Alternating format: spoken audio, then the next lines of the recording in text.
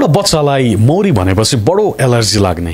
जब जब उसले त्यो मौरीलाई देख्थ्यो ऊ डराउने गर्थ्यो, चिन्तित हुने गर्थ्यो, व्याकुल हुने गर्थ्यो। एक दिन उसको बुवासँग ऊ यात्रा गरिरहेको हुन्छ। त्यो गाडीभित्र चाहिँ उनीहरूको कारभित्र एउटा मौरी पसेको हुन्छ। अनि बच्चा बडो रुन थाल्छ, कराउन थाल्छ, चिच्याउन थाल्छ। अनि उसको बुवाले त्यो बच्चालाई, उसको बाबुलाई यसरी ढाडस दिनुहुन्छ, तिमी किन रुन्छौ, किन डराउँछौ, किन आत्तिन्छौ? त्यसले फ्याल्नुपर्ने, त्यसले छोड्नुपर्ने खिल मेरो हातमा छोडिसक्यो, त्यसले मलाई चिलिसकेको छ र त्यसको खिल छैन। अब तिमी किन रुन्छौ, तिमी रुनु पर्दैन, तिमीलाई चिले भने पनि त्यसले केही गर्न सक्दैन भनेर आफ्नो छोरालाई आफ्नो बुवाले त्यसरी उत्साह दिनुहुन्छ। मेरो प्रियहरू, मैले आज तपाईँलाई यो उदाहरणबाट बताउन चाहिराखेको कुरा चाहिँ यो संसार नै प्रियहरू पापै पापले भरिएको छ, अधर्मले भरिएको छ। र त्यो अधर्म र पापको लागि प्रभु येशू ख्रीष्ट तपाईँ र मेरो लागि बलि हुनका लागि आउनुभयो। त्यो अधर्मलाई मेटाउनका लागि प्रभु येशू ख्रीष्ट त्यो क्रुसमा मर्नुभयो, गाडिनुभयो र तेस्रो दिनपछि उहाँ पुनरुत्थान हुनुभयो। उहाँ मरेको मरे हुनु भएन, तर जीवित हुनुभयो ताकि तपाईँ र म अब त्यो पाप र अधर्मबाट विजय हुन सकौँ भनेर। सो प्रभु येशू ख्रीष्टले त्यो मृत्युबाट पनि विजय प्राप्त गर्नुभयो। सो यो संसारको समस्या हामीले छोटकरीमा बुझ्ने भनेदेखिलाई हाम्रो लागि समस्या के छ भनेदेखिलाई रोग, विराम, भोग, यी गरिबीको कुराहरू हाम्रो लागि यो समस्या छ संसारमा। तर यो संसारमा नि प्रियहरू सबैभन्दा डरलाग्दो समस्या चाहिँ नि बाइबलले भन्दछ पाप हो। सो तपाईँ र मेरो अधर्मको लागि उहाँ पेलिनु भयो, यस संसारमा आउनुभयो प्रियहरू। तपाईँ र मेरो पुर्खा आदम र हव्वा जसलाई परमेश्वरले सृष्टिमै बनाउनु भयो, ती मानिसलाई परमेश्वरले आज्ञा दिनुभयो, त्यो आज्ञालाई उल्लङ्घन गरे, तिनीहरूले पाप गरे। सो त्यहाँदेखि उता प्रियहरू पापले राज्य गर्यो। सो मानिस जातिमा एक प्रकारको पाप छायो प्रियहरू। सो त्यो पाप र अधर्म चाहिँ आज पनि सरिआएको छ।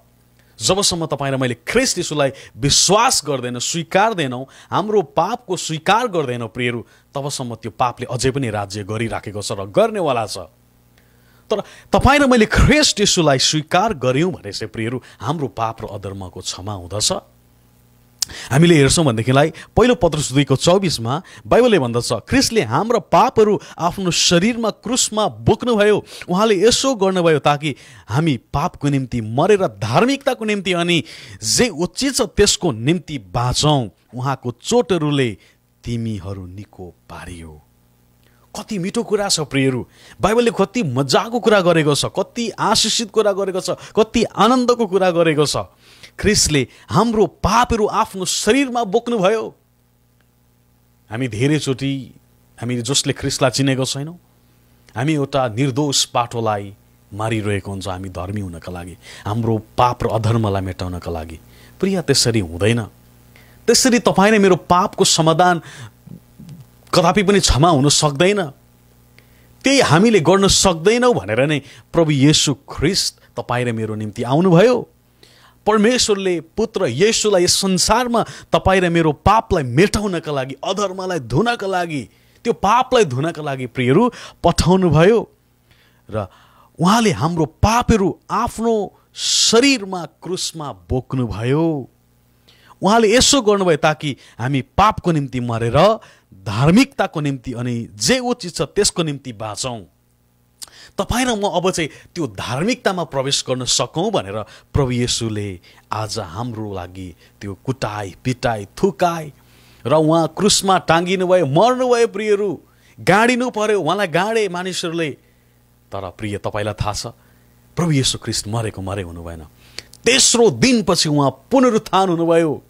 सो उहाँले पापको खिललाई, अधर्मको खिललाई, यस संसारको सबैभन्दा डरलाग्दो पापको खिललाई नै प्रियहरू तोडिदिनु भएको छ। अब प्रियहरू, तपाईँ र मैले ख्रीष्ट येशूलाई विश्वास गर्यौँ भने प्रभु येशूले तपाईँ र मलाई त्यो धार्मिकताको स्थलमा पुर्याउन चाहनुहुन्छ। त्यो धार्मिकता तपाईँ र मलाई दिन चाहनुहुन्छ। धार्मिकताको निम्ति अनि जे उचित छ त्यसको निम्ति बाँचौँ, तपाईँ र म बाँचौँ भनेर प्रभु येशू ख्रीष्ट मर्नुभयो, गाडिनुभयो र तेस्रो दिनपछि पुनरुत्थान हुनुभयो। शैतानको हरेक रणनीतिलाई उहाँले टुक्रा टुक्रा पारिदिनु भएको छ, केवल तपाईँ र म बाँचौँ भनेर। आमेन। त्यही कारणले गर्दाखेरि मेरो प्रियहरू, यो पापको खेल अझ पनि यो संसारमा छ। के तपाईँ यो संसारको सबैभन्दा डरलाग्दो पापको खेललाई तोड्न चाहनुहुन्छ? यदि तपाईँ तोड्न चाहनुहुन्छ भने समाधान चाहिँ ख्रीष्ट येशूमा मात्रै छ। यस संसारको समस्यालाई हामी समाधान गर्न विभिन्न प्रयास गर्छौँ। त्यो समाधान गर्नु गलत भन्नु खोजेको होइन, तर प्रियहरू, यो समस्याभन्दा पनि डरलाग्दो समस्या चाहिँ पाप हो। यसको समाधान नै तपाईँले गर्नु भएन भने प्रियहरू अपुरो हुन जान्छ, तपाईँको जिन्दगी नै प्रियहरू अधुरो हुन जान्छ। त्यस कारणले गर्दाखेरि यो संसारमा तपाईँ जीवित छँदै जीवित हुँदैखेरि प्रियहरू आफ्नो पाप र अधर्म विशेष परमेश्वरमा गएर क्षमा माग्नुहोस्। प्रभु मलाई क्षमा गर्नुहोस्, स्वीकार गर्नुहोस्, प्रभुले तपाईँलाई क्षमा गर्नुहुन्छ। आमेन। परमेश्वरले हामीहरू सम्पूर्णलाई प्रशस्त आशिष दिनुभएको होस्। समय धेरै छैन, प्रभुलाई विश्वास गर्नुहोस् र आजै त्यो उद्धार र मुक्तिलाई प्राप्त गर्नुहोस्। जय मसीह।